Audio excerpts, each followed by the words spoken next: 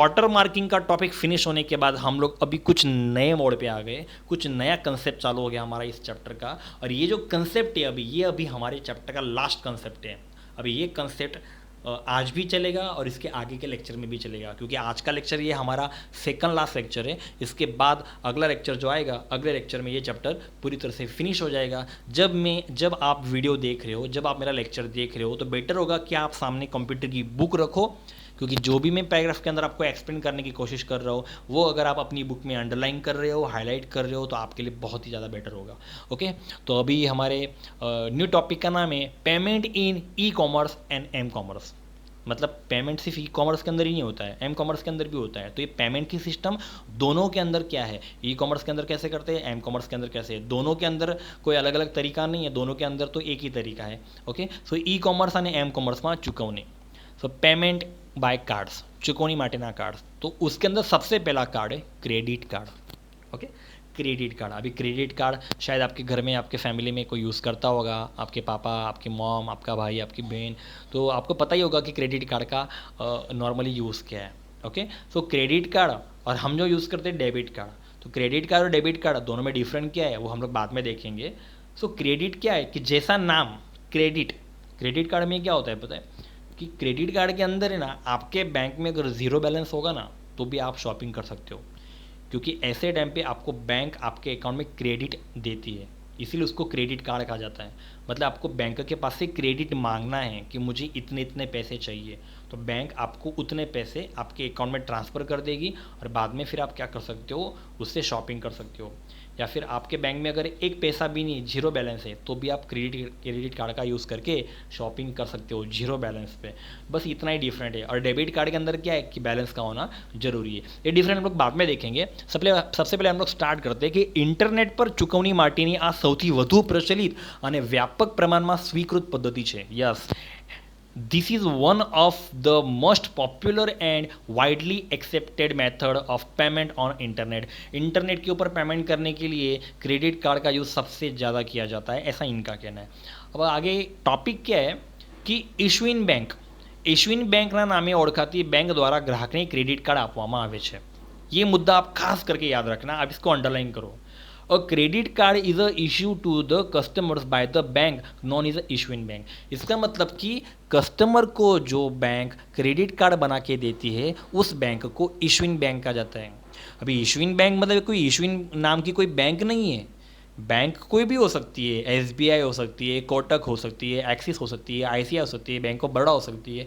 Bank कोई भी हो सकती है। बैंक के अंदर का एक डिपार्टमेंट है जिसका नाम रखा है इशूइंग बैंक, जिसका काम क्या है, क्रेडिट कार्ड बना के देना। ओके, सी कस्टमर्स को क्रेडिट कार्ड बना के देती है। तो आप लोगों को एग्जाम में सवाल पूछा जा सकता है कि ग्राहक ने जे बैंक क्रेडिट कार्ड बनाई આપે છે એમનું નામ શું છે, તો એને કહેવાય ઇશ્યુઇંગ बैंक। मतलब कस्टमर को जो क्रेडिट कार्ड बना के देती है, मतलब हम लोगों को जो क्रेडिट कार्ड इशू करके देती है उसे इशूइंग बैंक बोलते हैं। तो यहाँ पे आपको अंडरलाइन करना है, इशूइंग बैंक क्रेडिट कार्डના વ્યવસાયમાં ઇશुइंग बैंक નામે ઓળખાતી બેંક દ્વારા ગ્રાહકને ક્રેડિટ કાર્ડ આપવામાં આવે છે। ગ્રાહકને ક્રેડિટ કાર્ડ કોણ આપે છે? ઇશ્યુઇંગ बैंक। ઇશ્યુઇંગ बैंक ક્રેડિટ કાર્ડના વ્યવસાયમાં સ્થાપિત અને નામાંકિત નાણાકીય સંસ્થાઓમાં ક્રેડિટ कार्ड पुरावा છે। अभी क्रेडिट कार्ड के दो एग्जाम्पल हमारी बुक में दिए। दो टाइप के क्रेडिट कार्ड आते हैं, एक आता है मास्टर कार्ड अथवा दूसरा आता है वीज़ा कार्ड। आ क्रेडिट कार्डના ઉદાહરણ છે। Okay, a credit card is a issue to the customers by the bank known as a issuing bank। The issuing bank provide the credit card of the financial institution which are established and reputed in the services of credit card business। Examples include Mastercard and और अथवा visa card. ये दोनों क्या है? Credit card के examples है। तो यहाँ पे लिखा हुआ है कि ગ્રાહકને ધિરાણ ક્ષમતા અને આવકના સ્તર પર આધારિત ધિરાણનું પૂરું પાડવામાં આવે છે। બિલિંગ સમયગાળા દરમિયાન ગ્રાહક તે ધિરાણની મર્યાદામાં રહી ઇશ્યુઇંગ बैंक સાથે ખર્ચ की ચૂકવણી કરી શકે છે।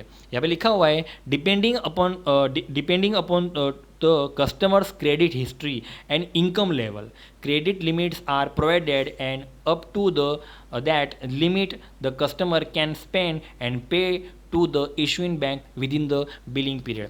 मतलब पता है क्या होता है, क्रेडिट कार्ड सबके पास होते हैं लेकिन सबकी क्रेडिट अलग अलग होती है और डिपेंड करता है आपकी इनकम कितनी है। फॉर एग्जांपल कि अगर बैंक 1 लाख का क्रेडिट दे रही है तो ज़रूरी नहीं कि बैंक आपको भी 1 लाख का क्रेडिट दे, क्योंकि आपकी एनुअल इनकम, मेरी एनुअल इनकम, आपकी मंथली इनकम, मेरी मंथली इनकम, आपके बैंक के ट्रांजैक्शंस, आपकी क्रेडिट कार्ड की हिस्ट्री, मेरी क्रेडिट कार्ड की हिस्ट्री बिल्कुल डिफरेंट होगी। तो आपको कितना क्रेडिट देना है वो बैंक आपकी इनकम को देख के सोचेगी। अगर आपकी मंथली इनकम अगर ज़्यादा है, मान लो अगर आप महीने के ही 1 लाख कमा रहे हो, अगर आपकी मंथली सैलरी 1 लाख है और आप ऐसे टाइम पे अगर 2-3 लाख की डिमांड करते हो, तो क्रेडिट कार्ड आपको बैंक आराम से 2-3 लाख दे देगी, क्योंकि आपकी मंथली इनकम ही 1 लाख है। लेकिन मान लो अगर आपकी मंथली इनकम 3 से 5 हज़ार रुपये है और आप अगर बैंक के पास से 3 से 4 लाख की डिमांड करोगे, तो ऐसे टाइम पे बैंक आपको 3 से 4 लाख रुपए नहीं देगी। क्यों? क्योंकि आपकी मंथली इनकम ही अगर 3-4 हज़ार है, तो आप सारा पैसा बैंक को वापस कब करोगे? तो बैंक सोचेगी कि इस बंदे की तो सैलरी ही कम है, इस बैंक की इस बंदे की सैलरी सिर्फ 3 से 5 हज़ार है, तो ये बंदा 3 से 4 लाख मेरे वापस कब करेंगे, वो भी विथ इंटरेस्ट। तो इसका मतलब कि ऐसे टाइम पे बैंक उसको क्रेडिट नहीं देगी। तो आपको जो क्रेडिट मिलती है वो डिपेंड करती है आपकी इनकम पे। ओके, आपकी इनकम लेवल क्या है, ग्राहक की धीरांग क्षमता। ओके, उसके बाद फिर हम लोगों को क्रेडिट कार्ड यूज़ करने के बाद उसका बिल इशूइंग बैंक को चुकाना होता है। क्यों? क्योंकि हम लोगों को जो क्रेडिट कार्ड बना के दिया वो किसने बना के दिया? इशूइंग बैंक ने।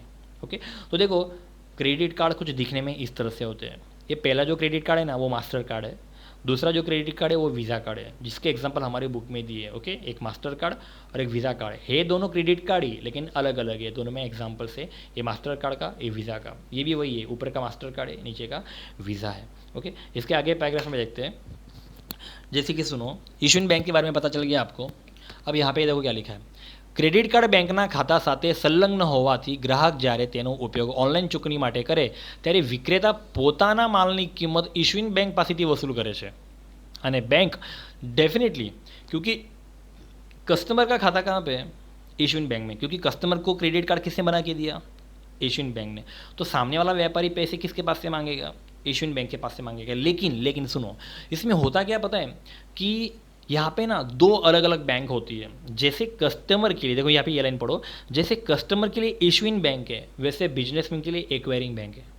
बराबर, मतलब कस्टमर का खाता कहाँ पे होना चाहिए? इशूइंग बैंक में, और व्यापारी का खाता कहाँ पे होना चाहिए? एक्वायरिंग बैंक में। तो दो अलग अलग बैंक है, इशूइंग बैंक, एक्वायरिंग बैंक। याद रखना, इसमें आपको कंफ्यूज नहीं होना है। कस्टमर का खाता इशूइंग बैंक में होना चाहिए, व्यापारी का खाता एक्वायरिंग बैंक में होना चाहिए। क्यों पता है? क्योंकि यहाँ से जो कस्टमर पैसे भेजेगा वो पैसे बिजनेसमैन के एक्वायरिंग बैंक में जमा होंगे। इसलिए अगर कोई भी व्यापारी अगर इंटरनेट के ऊपर ऑनलाइन बिजनेस करना चाहता है तो उसे अपना खुद का अकाउंट एक्वायरिंग बैंक में खोलना पड़ेगा, ताकि जो पैसे कस्टमर सेंड करेगा ऑनलाइन वो सारे पैसे उसके एक्वायरिंग बैंक में जमा होंगे। तो यहाँ पे लिखा हुआ है कि वेबसाइट द्वारा क्रेडिट कार्ड थी चुकवणी स्वीकारवा माटे, जो वेबसाइट द्वारा अगर आपको क्रेडिट कार्ड का पेमेंट एक्सेप्ट करना है तो क्रेडिट कार्ड का पेमेंट एक्सेप्ट करने के लिए व्यापारी का एक्वायरिंग बैंक में खाता होना जरूरी है। सो यहाँ पे लिखा हुआ है। ओके, तो यहाँ पे एक्वायरिंग कहाँ पे गया? यहाँ पे लिखा है, देखो, for accepting payments on websites through credit card, merchants need to open a merchant account with the bank known as acquiring bank। Okay, तो दो बैंक यहाँ पे हम लोगों ने सीखी, एक इशूइंग और एक एक्वायरिंग।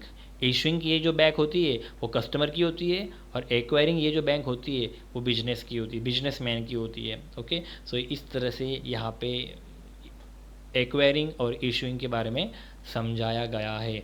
ओके, यहाँ पे इतना ही है। इसके बाद हम लोग आगे का और एक टॉपिक पढ़ते हैं, क्रेडिट कार्ड का ही। देखो अभी ये क्या है, क्रेडिट कार्ड वर्क कैसे करता है, क्योंकि कितना रिस्की है। एक तो आपके बैंक में बैलेंस नहीं है, जीरो बैलेंस पे आप बैंक के पास से क्रेडिट लेना चाहते हो तो बैंक आपको ऐसे ही तो पैसे नहीं दे देगी, है ना। तो बैंक आपको अच्छे से चेक करेगी कि आप वाकई में लीगल बंदे हो कि नहीं, उसके बाद फिर आपके अकाउंट में पैसे ट्रांसफ़र किए जाएंगे। ऐसी बैंक आपको क्रेडिट नहीं देती है, तो इतनी उसकी एक लंबी प्रोसेस है। उस प्रोसेस के बारे में यहाँ पे एक्सप्लेन किया है। पढ़ो यहाँ पे क्या लिखा हुआ है कि इंटरनेट पर કરવામાં આવતા ક્રેડિટ કાર્ડના વ્યવહારમાં ગ્રાહક વિક્રેતાની વેબસાઇટની મુલાકાત લે છે। कौन? ग्राहक। किसकी वेबसाइट को? विक्रेता। बिजनेसमैन की वेबसाइट को कौन विजिट करता है? कस्टमर।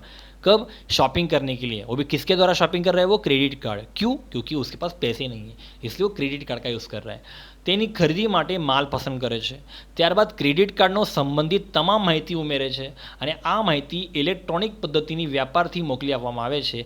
આ વ્યવહારમાં 4 પક્ષ સમાવિષ્ટ હોય છે। इसमें चार लोग इंक्लूड होते हैं इस पूरी प्रोसेस में। यहाँ पे लिखा हुआ है in credit card transactions over the internet the customers visit the merchants website. Customer क्या करता है? मर्चेंट की वेबसाइट को विजिट करता है, वहाँ से प्रोडक्ट गुड्स सिलेक्ट करता है, उसको बाय करता है and all the information related to credit card is enter and then this information is transmitted to the merchant electronically in the transaction. 4 parties are involve. Okay जब कोई customer अपने credit card की detail share करता है तो सारी detail कहाँ पे पहुँचती है? सामने वाले बिजनेसमैन के वेबसाइट पे। तो ये जो पूरी प्रोसेस है ना, इस प्रोसेस के अंदर 4 पार्टीज इन्वॉल्व होती है, 4 पक्ष इसके अंदर समाविष्ट होते हैं। तो सबसे पहला कौन है? क्रेडिट कार्ड धारक ग्राहक, मतलब कौन? कस्टमर। ओके जिसके पास क्रेडिट कार्ड है, ये एक हुआ। फर्स्ट बंदा कौन है? खुद कस्टमर जिसके पास क्रेडिट कार्ड है। सेकंड कौन है? क्रेडिट कार्ड स्वीकार तो विक्रेता, मतलब कौन? व्यापारी। फर्स्ट कौन है? Customer with credit card. First person कौन है? कस्टमर है जिसके पास क्रेडिट कार्ड है। सेकंड कौन है? Merchant accepting the credit card. अभी कस्टमर का क्रेडिट कार्ड एक्सेप्ट करने के लिए सामने कौन है? व्यापारी, इट मीन्स बिजनेसमैन। तो ये 2 हो गए, एक ग्राहक हो गया, एक व्यापारी हो गया। तीसरा इश्यूइंग बैंक, જે ગ્રાહકને ક્રેડિટ કાર્ડ આપે છે અને વિક્રેતાને ચૂકવણીની ખાતરી આપે છે કે બેંક ગ્રાહક પાસેથી ચૂકવણીની રકમ પ્રાપ્ત કરે, मतलब इशुइंग बैंक। ये रही issuing bank. Okay issuing bank issue the credit card and guarantees the payment to the merchant. The bank collect the payment from the customer. Issuing bank है ना, कस्टमर की गारंटी लेता है। कौन? इशुइंग बैंक कस्टमर की guarantee इसलिए लेता है क्योंकि कस्टमर ने खाता कहाँ पे खुलवाया हुआ है? इशुइंग बैंक के पास। और कस्टमर को जो क्रेडिट कार्ड बना के दिया है वो भी इशुइंग बैंक नहीं बना के दिया है, इसलिए इशुइंग बैंक कस्टमर की गारंटी लेता है और विक्रेता को बोलता है, बिजनेसमैन को बोलता है कि तेरा पेमेंट तुझे मिल जाएगा। ओके तेरा पेमेंट तुझे मिल जाएगा, वो इसकी रिस्पॉन्सिबिलिटी लेता है, इसकी खातरी लेता है और बाद में बैंक में से पैसे कट करके उसको सेंड करने की पूरी जवाबदारी वो लेता है। कौन? Issuing bank. एंड लास्ट में कौन है? चौथा एक्वायरिंग बैंक, जहाँ पे बिजनेसमैन का એકાઉન્ટ है। વિક્રેતા સાથે ખાતું સ્થાપિત કરતી નાણાકીય સંસ્થા જે ક્રેડિટ કાર્ડની યથાર્થતા ચકાસે છે અને ગ્રાહકની ધિરાણ મર્યાદાને આધારે વેચાણનું અધિકૃત કરે છે।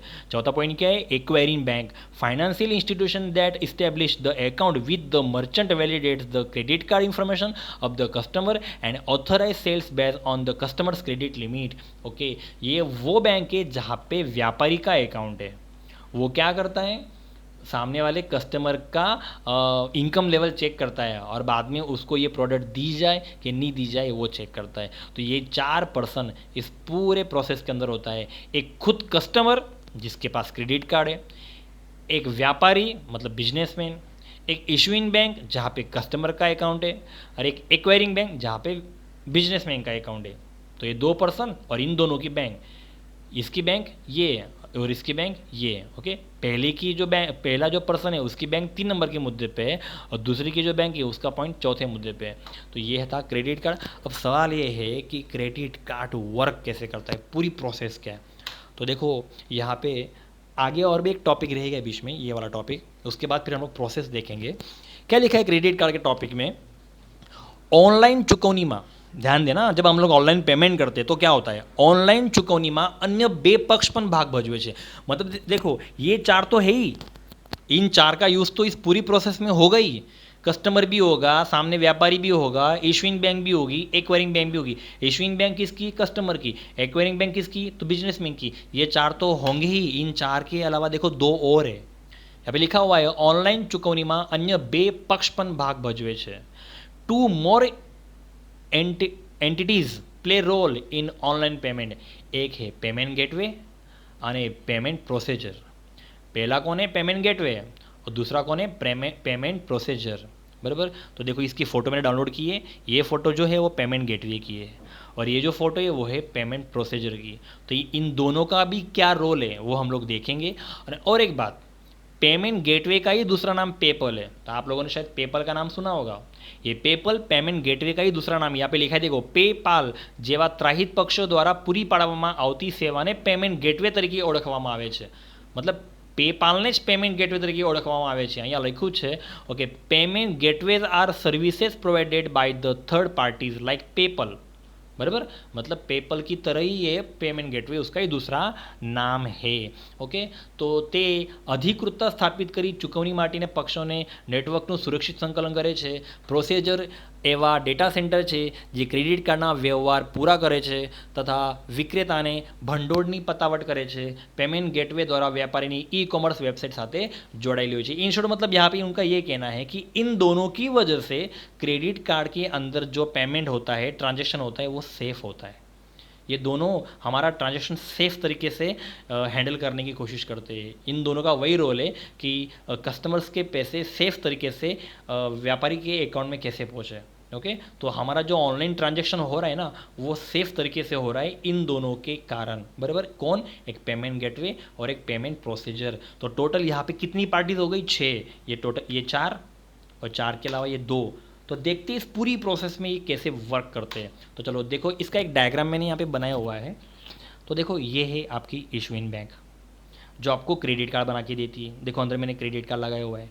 ये होगी इशुइंग बैंक किसको कस्टमर को, इसलिए ऊपर इशुइंग बैंक के ऊपर मैंने कस्टमर का फोटो रखा है. तो कस्टमर को क्रेडिट कार्ड कौन बना के देता है इशुइंग बैंक. उसके सामने कौन है बिजनेसमैन. तो बिजनेसमैन का अकाउंट कहाँ पे एक्वायरिंग बैंक में. क्यों क्योंकि कस्टमर जब अपनी क्रेडिट कार्ड का पेमेंट करेगा ना तो ये जो पेमेंट है वो एक्वायरिंग बैंक में जमा होगा. किसके बिजनेसमैन के एक्वायरिंग बैंक में. और ये सारी प्रोसेस को हैंडल कौन कर रहा है पेमेंट गेटवे और पेमेंट प्रोसीजर.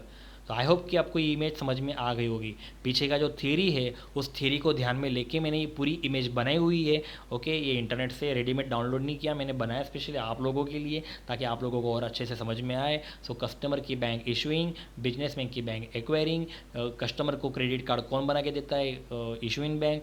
ओके और व्यापारी का खाता जिस बैंक में होता है वो बैंक कौन सी होती है एक्वायरिंग. इस दोनों बैंक के अंदर इस पूरी प्रोसेस में 2 पक्ष और होते हैं. एक है पेमेंट गेटवे जिसका दूसरा नाम पेपल है और दूसरा है पेमेंट प्रोसीजर. तो चलो अभी पूरी प्रोसेस कैसी होती है. अभी इस प्रोसेस को है ना 2 हिस्सों में डिवाइड किया गया है.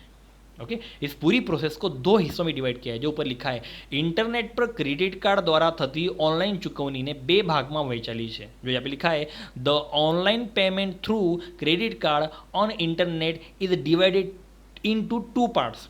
आप जब क्रेडिट कार्ड का यूज़ करके पेमेंट करते हो ना तो इस पेमेंट को है ना 2 हिस्सों में बांटा गया है. तो 2 हिस्से कौन से एक है ऑथराइजेशन और दूसरा है सेटलमेंट. एक है अधिकृतता और दूसरा है व्यवहार करार. जो यहाँ पे लिखा हुआ है फर्स्ट पार्ट कौन सा है ऑथराइजेशन एंड सेकंड पार्ट कौन सा है सेटलमेंट. ओके तो उसमें से अभी जो आपको मैं दिखा जा रहा हूँ ना वो सिर्फ ऑथराइजेशन का पार्ट है. सेटलमेंट का पार्ट इसकी अगली स्लाइड में आएगा. ओके कितने भाग में उसको डिवाइड किया गया है 2 भाग में. तो अभी जो आप देख रहे हो ना ये सिर्फ पहला भाग है. दूसरा भाग इसकी आगे की स्लाइड में आपको दिखाऊंगा. ओके तो चलो पहले देखते हैं ऑथराइजेशन. मतलब अभी जो प्रोसेस है अभी जो स्टेप्स है वो किसके है ऑथराइजेशन के. उसके बाद में आपको अगली स्लाइड में जो स्टेप दिखाऊंगा वो किसके दिखाऊंगा सेटलमेंट के. तो चलो देखते हैं ऑथराइजेशन के स्टेप. तो सबसे पहले होता क्या है तो देखो ચકાસણી સમયે ગ્રાહક ક્રેડિટ કાર્ડની માહિતી સાથે વ્યવહારની તમામ વિગતો જેવી કે વસ્તુની વિગત ખરીદ તારીખ વગેરે ઈ કોમર્સ વેબસાઇટની પૂરી પાડે છે જે પેમેન્ટ ગેટવેને મોકલી આપવામાં આવે છે. બરાબર मैं फिर से पढ़ रहा हूँ पहला पॉइंट इंग्लिश में. Customer checkouts provides credit card information on the e commerce website which along with the transaction details like item detail date purchase and others is transfer to the payment gateway. तो देखो आपको photo देखने हैं. सबसे पहला photo कौन है customer. तो कस्टमर क्या कर रहा है अपनी क्रेडिट कार्ड की सारी इंफॉर्मेशन इंटरनेट के ऊपर ऑनलाइन किसको ट्रांसफर कर रहा है पेमेंट गेटवे को.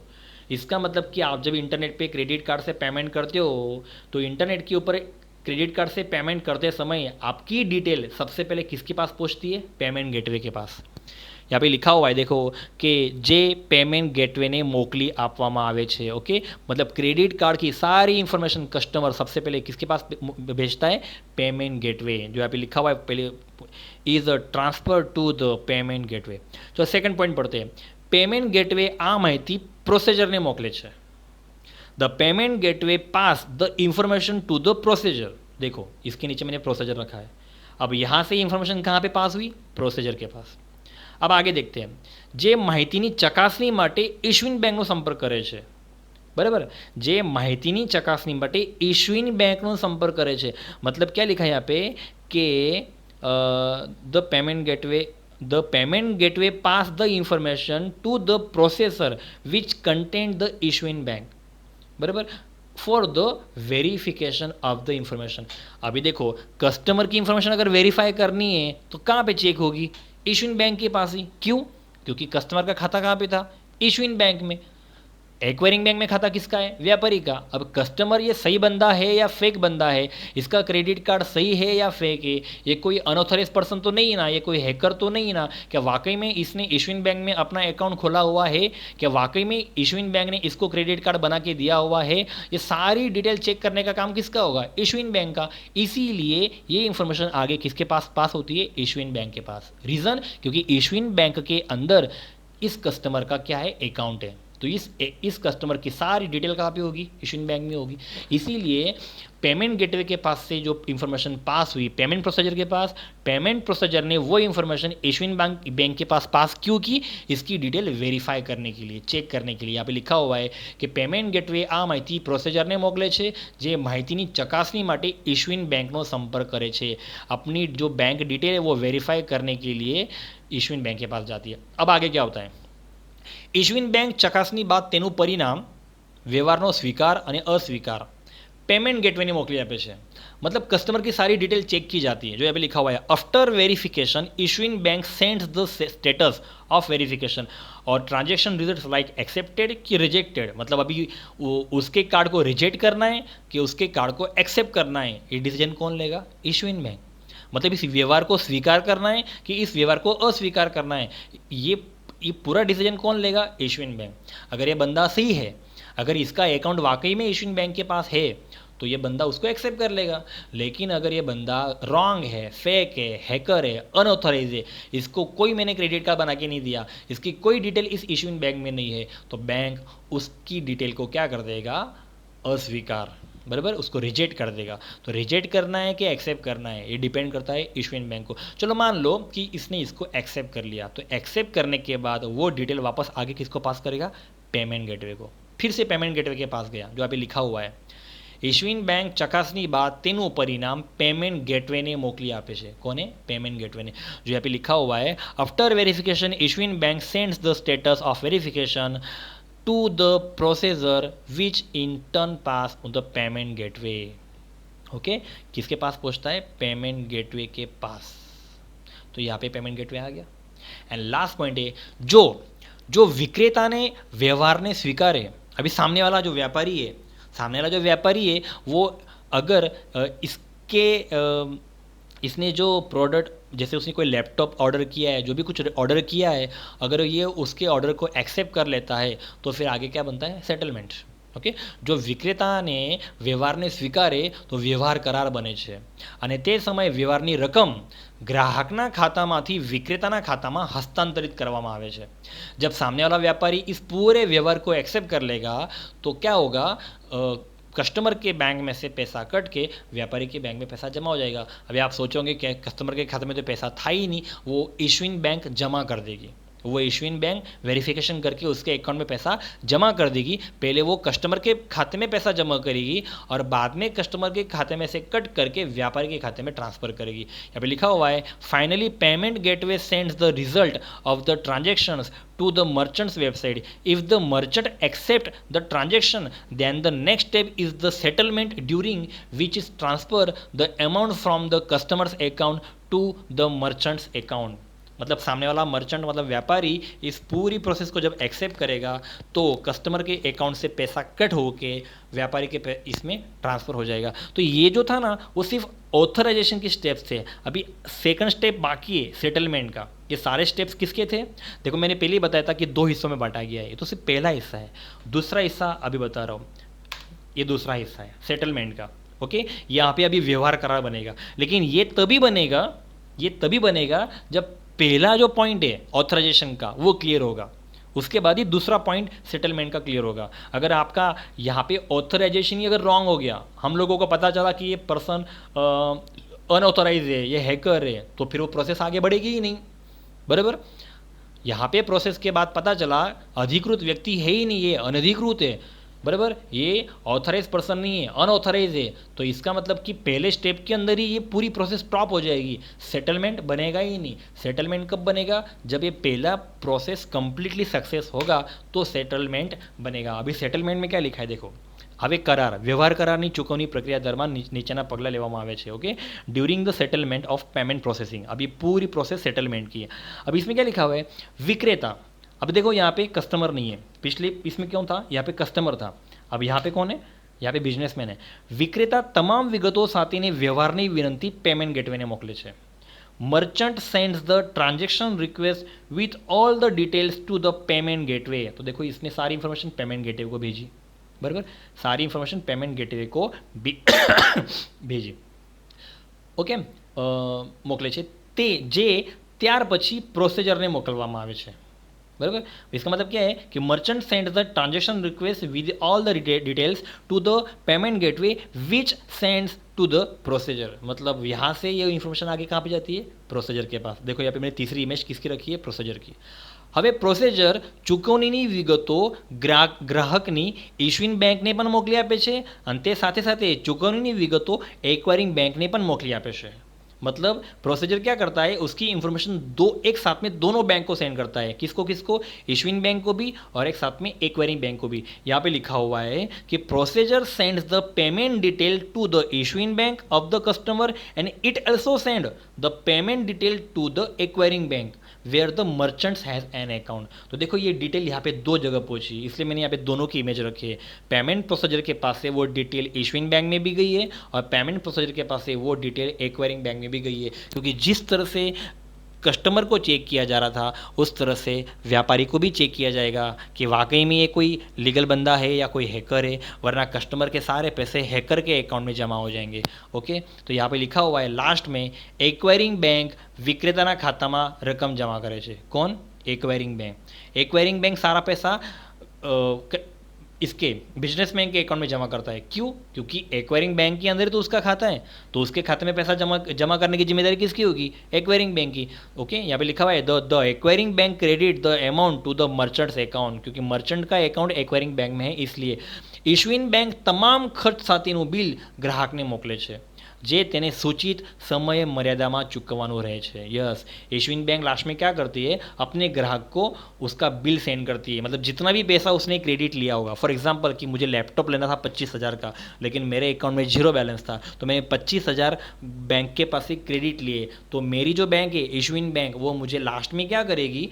सारी प्रोसेस होने के बाद, शॉपिंग होने के बाद 25,000 का बिल मुझे सेंड करेगी। वो 25,000 मुझे बैंक को उनकी टाइम लिमिट में सेंड करना पड़ेगा, ओके। उसकी टाइम लिमिट होती है, और अगर आप उतने टाइम में अगर क्रेडिट कार्ड के पैसे नहीं चुकाते हो तो उसके ऊपर पेनल्टी बहुत जोरदार लगती है, ओके। तो यहाँ पे लिखा हुआ है कि तेने सूचित समय मर्यादा में चुकवानो रहे छे। यहाँ पे लिखा हुआ है the acquiring bank credit the amount to the merchant account the issuing bank after including all the charges sends the bill to the customers which the needs to pay within the billing period, okay. तो ये सारे मुद्दे यहाँ पे हमारे clear हो चुके हैं। तो ये दोनों प्रोसेस थी, ये प्रोसेस थी ऑथराइजेशन साइड से और ये प्रोसेस थी सेटलमेंट की साइड से, ओके, जिसके स्टेप बाय स्टेप मैंने फोटो भी रखे हुए हैं। और सबसे इम्पोर्टेंट बात ये कि क्रेडिट कार्ड के ऊपर ये जितना भी ट्रांजेक्शन हो रहा है, जितनी भी प्रोसेस हो रही है, इतनी लंबी प्रोसेस हो रही है, वो बिल्कुल भी सेफ़ तरीके से होती है।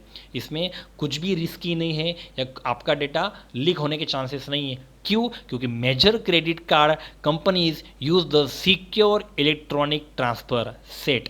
यहाँ पे लिखा हुआ है ऑनलाइन व्यवहार सुरक्षित बनावा माटे आप अगर इस तरह के ऑनलाइन व्यवहार कर रहे हो और आप अगर अपने इस व्यवहार को इंटरनेट के ऊपर सुरक्षित करना चाहते हो तो आपको सेट का यूज़ करने का। सेट का पूरा नाम क्या है? Secure electronic transfer, okay. अगर आप क्रेडिट कार्ड का पूरा ट्रांजेक्शन, आप पूरी प्रोसेस अगर इंटरनेट के ऊपर ऑनलाइन करना चाहते हो, वो भी सेफ तरीके से, ओके, तो आप लोगों को सेट का यूज़ करना है। सेट का पूरा नाम है सिक्योर इलेक्ट्रॉनिक ट्रांसफ़र। अंडरलाइन कर लो, बोर्ड के एग्जाम में एमसीक्यू आ सकता है कि सेट का पूरा नाम क्या है, ओके। सो ये है आज के लेक्चर का हमारा लास्ट टॉपिक। इसके बाद फिर हमारा टॉपिक फिनिश, क्योंकि अभी भी क्रेडिट कार्ड का टॉपिक ही चल रहा है। अभी इसमें और कुछ है ही नहीं। क्रेडिट कार्ड के फ़ायदे क्या है, क्रेडिट कार्ड के एडवांटेजेस क्या है और क्रेडिट कार्ड की लिमिटेशंस क्या है, बस वो समझाई हुई है। તો સબસે પહેલા મુદ્દા क्या है कि ગ્રાહકને મોટી રોકડ રકમ લઈને ફરવું પડતું નથી. Yes, gives a flexibility to the customers as they do not have to carry lot of cash. बड़ी से बड़ी रकम आपको जेब में लेके घूमने की कोई ज़रूरत नहीं है. ओके, पैसा आपको जब भी चाहिए तो आप सीधा क्रेडिट कार्ड से मंगवा लो, डेबिट कार्ड से निकाल लो. इतना सारा पैसा जेब में लिए घूमने की कोई ज़रूरत नहीं, क्योंकि वो रिस्की हो सकता है. ઓકે, એના માટે ગ્રાહક માલ અને સેવા માટે ઓનલાઈન અને ઓફલાઈન બંને રીતે ચૂકવણી કરી શકે છે. Yes, customers can pay for goods and services both online and offline. अभी ऑफलाइन कैसे? बैंक में जाके आपने क्रेडिट कार्ड से जो भी पैसा लिया है वो पैसा आप बैंक में जाके भी चुका सकते हो. तो ये हमारे लिए एक बेनिफिट है, ये हमारे लिए एक एडवांटेज है. ઓકે, दूसरा એડવાન્ટેજ क्या है कि બેંકના સ્ટેટમેન્ટના મદદથી ગ્રાહકની ખરીદીની નોંધ રાખી શકાય છે. Yes, keep record of the customers purchase through the bank statement. हम लोगों ने अगर क्रेडिट कार्ड का यूज़ किया है ना, तो हम उसका स्टेटमेंट डाउनलोड करके चेक कर सकते हैं कि मैंने मेरा क्रेडिट कार्ड कहाँ कहाँ यूज़ किया है, मैंने कितने कितने पैसे अभी तक. मान लो अगर बैंक ने अगर मुझे 1 लाख की लिमिट दी है तो इसका ये मतलब नहीं कि 1 लाख खर्च करते ही जाओ. बराबर, मेरी लिमिट अगर 1 लाख की है, बराबर, बैंक मुझे 1 लाख के क्रेडिट दे रही है, तो इसका ये मतलब नहीं कि मैं 1 लाख खर्च करता ही रहूँ. बराबर, तो मुझे मेरा स्टेटमेंट डाउनलोड करके चेक करना पड़ेगा कि मैंने 1 लाख की लिमिट में से अभी तक कितना यूज़ किया है. बराबर. तीसरा मुद्दा सबसे एडवांटेज है, सबसे बड़ा मुद्दा तो यही है कि બેંકના ખાતામાં રોકડ ઉપલબ્ધ ન હોય તે છતાં પણ ગ્રાહકને માલ ખરીદવાની સુવિધા મળે છે. Yes, allows customer to purchase goods even when they do not have the cash available in the bank account. They can settle the cash by the end of the month. Yes, हमारे bank में zero balance होगा, हमारे bank में कोई पैसा नहीं है, इसके बाद भी हम लोग क्रेडिट कार्ड का यूज़ करके शॉपिंग कर सकते हैं, क्योंकि क्रेडिट कार्ड का मतलब ही ये है कि बैंक के पास से क्रेडिट लेना. तो ये सब हमारे लिए क्या है, एडवांटेजेस है, ये हमारे लिए क्या है, फ़ायदे है. लेकिन उसकी कुछ लिमिटेशंस भी है. जैसे कि अभी उसकी लिमिटेशंस क्या है वो देखते हैं. बहु नानी કે બહુ મોટી ચૂકવણી માટે તે અયોગ્ય છે. डेफिनेटली बहु नानी मतलब बहुत, आपको बहुत थोड़े बहुत पैसे बैंक के पास से लेने हैं, वो भी क्रेडिट कार्ड का यूज़ करके. जैसे कि मुझे चाय पीने के लिए 10-20 रुपये लेने हैं, तो थोड़ी ना आपको 10-20 रुपये बैंक देगी, है ना. तो 10-20 रुपये तो एटलीस्ट आपके जेब में होने चाहिए. अगर आप 10-20 रुपये भी अगर बैंक के पास से मांगोगे क्रेडिट, तो बैंक आपको 10-20 रुपये देने वाली नहीं है. એટલે બહુ નાની રકમ. Okay, they are unsuitable for every small और वेरी लार्ज पेमेंट. आपको छोटा से छोटा पेमेंट नहीं देगी. या फिर आप चलो बोल रहे कि मेरे घर में शादी ब्याह का माहौल है, मुझे यहाँ पे घूमने जाना है, वहाँ घूमने जाना है, तो मुझे तकरीबन 10-15 लाख चाहिए, मुझे 1-8 करोड़ चाहिए. तो इतना बड़ा अमाउंट भी बैंक आपको प्रोवाइड नहीं करेगी. ओके, क्योंकि इतना सारा पैसा आपके अकाउंट में ऑनलाइन ट्रांसफ़र करना ये बहुत रिस्की हो जाएगा. और सबसे पहली बात, मतलब इतना सारा पैसा आपको बैंक देगी ही नहीं. बराबर, पहले तो देखा जाएगा कि आपकी मंथली इनकम कितनी है. ओके, आपकी इनकम लेवल क्या है, उसके बाद ही बैंक डिसाइड करेगी कि आपको कितना क्रेडिट देना है. तो ये એક उसकी લિમિટેશન્સ છે. સુરક્ષાની દ્રષ્ટિએ આ કાર્ડની એક મર્યાદા છે, જે ખૂબ જ મોટી રકમના વ્યવહારો માટે તેનો ઉપયોગ શક્ય નથી. વही लिखा हुआ है कि customers can pay for sorry also due to security issues they these cards have a limit and cannot be used for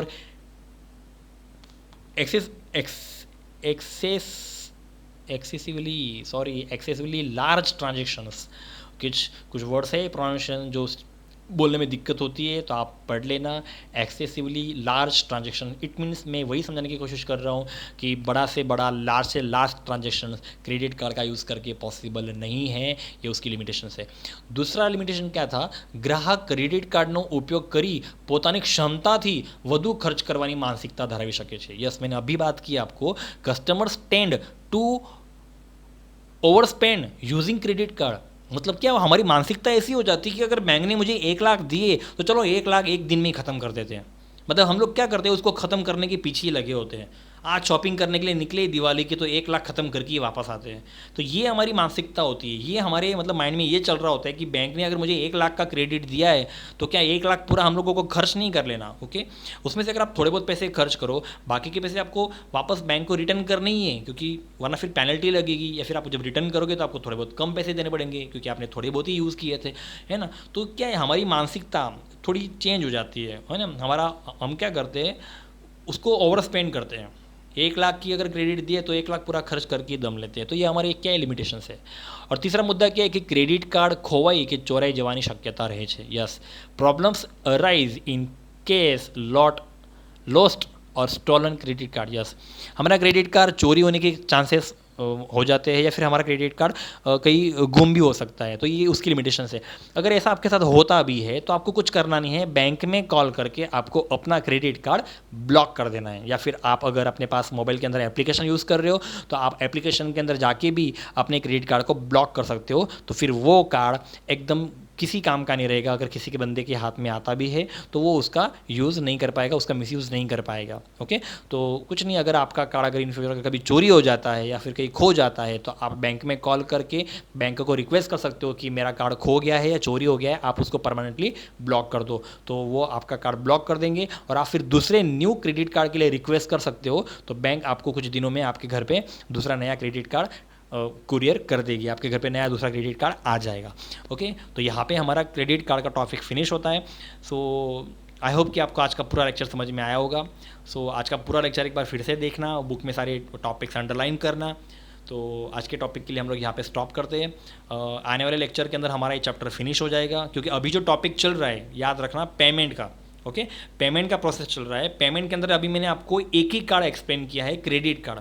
उसके बाद फिर हम लोग debit card, charge card, smart card, ऐसे बहुत सारे टाइप के कार्ड्स है, वो हम लोग समझने वाले हैं। ओके, लेकिन एक बात याद रखना, हम लोगों ने पेमेंट का टॉपिक स्टार्ट कर दिया है, जो अभी ख़त्म नहीं हुआ है, जिसका सिर्फ एक ही टॉपिक ख़त्म हुआ है, क्रेडिट कार्ड। ओके, तो अगले लेक्चर में हम लोग बाकी के टॉपिक लेके आएंगे। तो अभी के लिए इतना काफ़ी है। So thank you.